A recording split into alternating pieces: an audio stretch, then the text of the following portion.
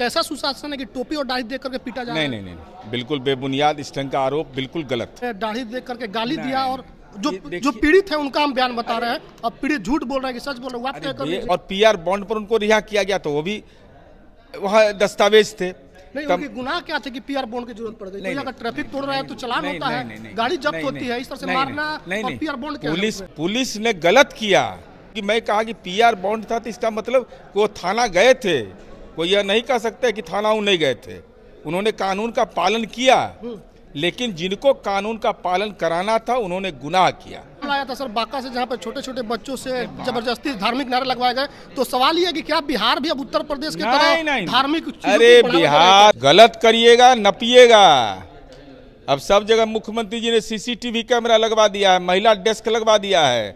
अगर माथा पर बैताल चढ़ जाएगा तो कानून उसका भूत से उतार देंगे उनका हम। बिहार में नीतीश कुमार दावा करते हैं कि सुशासन की सरकार है, लेकिन बीते दिनों में कई ऐसी घटनाएं आई हैं जो सुशासन पर सवाल खड़ी कर रही है। मधुबनी से एक मामला आया है जहां पर मस्जिद के इमाम को पुलिस ने रोका गाड़ी चेकिंग के दौरान और उनको बुरी तरीके से पीटा गया है, जिसको लेकर के बवाल हो रहा है और सवाल पूछा जा रहा है कि हमारे साथ नीरज जी हैं, जेडीयू के मुख्य प्रवक्ता है, एमएलसी है। सर, ये कैसा सुशासन है कि टोपी और दाढ़ी देख करके पीटा जा रहा है? नहीं, बिल्कुल बेबुनियाद इस ढंग का आरोप बिल्कुल गलत।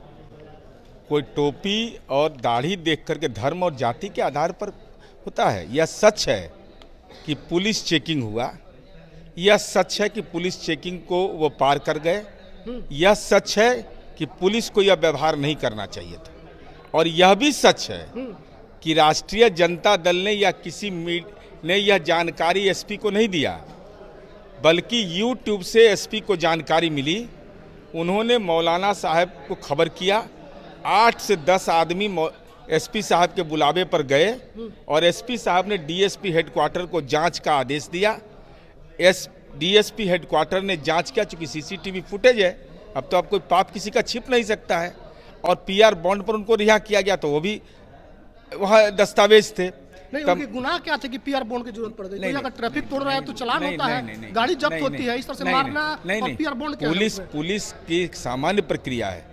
अगर हमको भी पकड़ के ले जाएगा तो हम गुनाह तो होगा। मैं बता रहा हूँ ना, अगर गुनाह गलत नहीं किया रहता तो कार्रवाई किसे करते उस पर?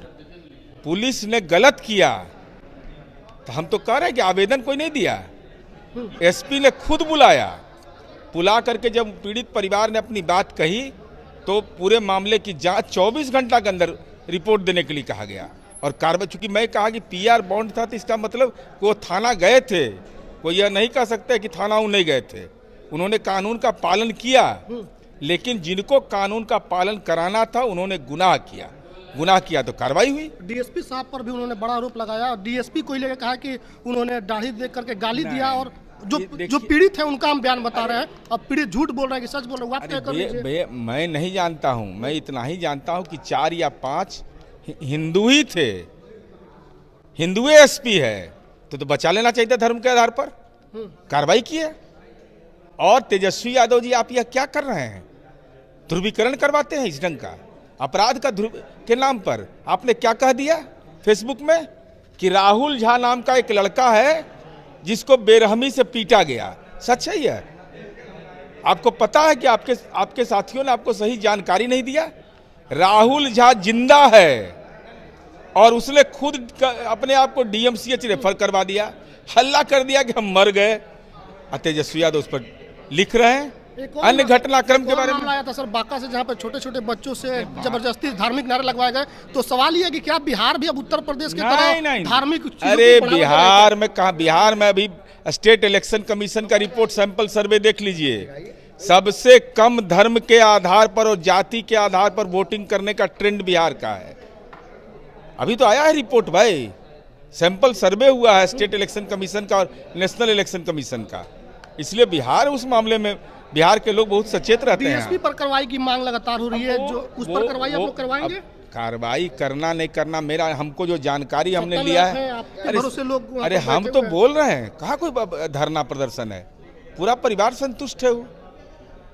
वो जो परिवार जिसके साथ दुर्घटना हुई मौलाना साहब का, उनको एसपी ने खुद बुलाया, उन्होंने खबर नहीं किया।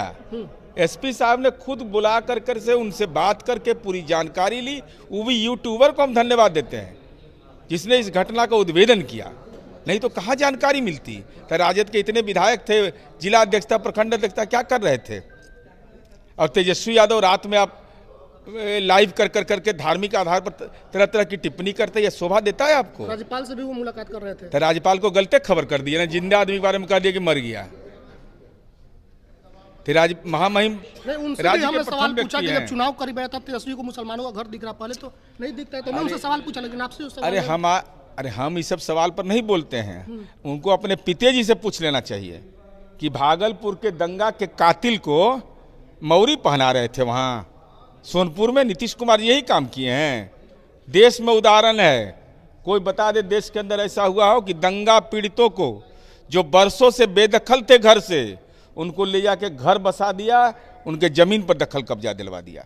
ऐसे पुलिस वालों को क्या संदेश रहेगा आपकी तरफ से, क्या कहना? गलत करिएगा नपिएगा। अब सब जगह मुख्यमंत्री जी ने सीसीटीवी कैमरा लगवा दिया है, महिला डेस्क लगवा दिया है।